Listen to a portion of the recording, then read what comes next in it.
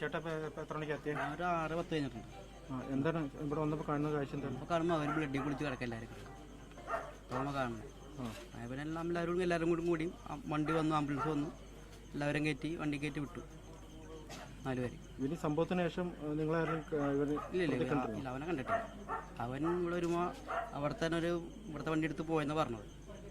ഇവിടുത്തെ വണ്ടി, ആ ചേട്ടൻ്റെ വണ്ടി ഉണ്ടായിരുന്നു, അത് ദിവസം സ്റ്റേഷനിൽ പോയെന്ന് പറഞ്ഞ കേട്ടോ. അവനെ കണ്ടിട്ടില്ല. ഇയാൾ സ്ഥിരം പ്രശ്നക്കാരനാണോ ഇവിടുത്തെ?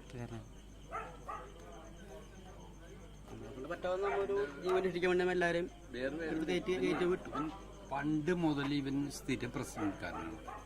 ചെറുപ്പം മുതൽ എൻ്റെ നൈബേഴ്സായിരുന്നു അത്. ഈ കക്ഷി, ഈ കൊച്ചൻ്റെ അമ്മ എൻ്റെ നല്ല സുഹൃത്തായിരുന്നു. വളരെ പ്രശ്നമാണ്. ഇവിടെ ഒരുപാട് കഞ്ചാവ് കേസുണ്ട്. ഒരു പോലീസുകാരും ഇല്ല, ഒന്നുമില്ല. രാഷ്ട്രീയക്കാരൊക്കെ ഇവർക്ക് ഇതാണ്. ഇവിടെ ഒരുപാട് കേസുകളുണ്ട്. ഒരുപാടെന്ന് വെച്ചാൽ ഒരുപാട്. ഈ കൂടിയിരിക്കുന്ന ആൾക്കാർക്കൊക്കെ അറിയാൻ പറ്റും. ഇവിടങ്ങളിൽ ഒരുപാട് കഞ്ചാവ് കേസും പല കേസുകളും ഉണ്ട്. ഒരു രാഷ്ട്രീയക്കാരും അതിനകത്ത് ചെയ്യില്ല. പേടിക്കാണ്. ജീവിതത്തിൽ ഈ 8ാം വാർഡിൽ ഇങ്ങനത്തെ ഒരു സംഭവം ഉണ്ടാകാൻ പാടില്ലാത്തതാണ്. ഇവിടെ അതിനേലും വലിയ സംഭവം ഉണ്ടായിക്കൊണ്ടിരിക്കുകയാണ്. ഇയാൾ സ്ഥിരമായിട്ട് ലഹരി ഉപയോഗിക്കുന്ന ആളാണോ? സ്ഥിരമായിട്ട് ലഹരി ഉപയോഗിക്കുകയും ചെയ്യണ്.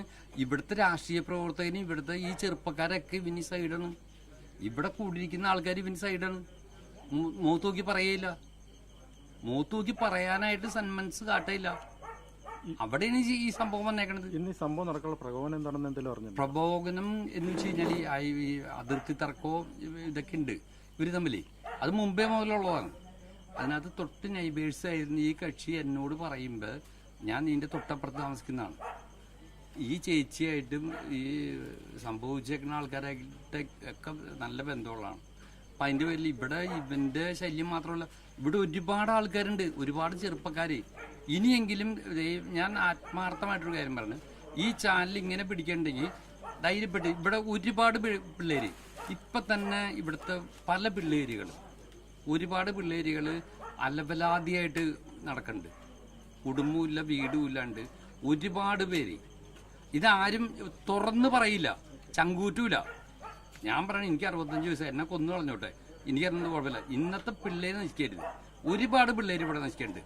എല്ലാ രാഷ്ട്രീയക്കാർക്കും അതിന് വ്യക്തമായിട്ടുള്ള കാഴ്ചപ്പാടുമുണ്ട്.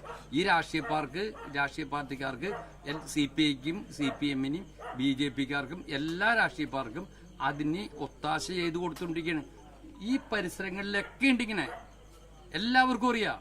ഞാനിത് വ്യക്തമായിട്ട് പറയണേ, ഇതൊരു ദയനീയാവസ്ഥയാണിത്. കാരണം ഒരിക്കലും കിഴക്കുമ്പുറത്ത് ഇങ്ങനെ വരാൻ പാടില്ല. ഈ 8ാം വാർഡിൽ വരാൻ പാടില്ല.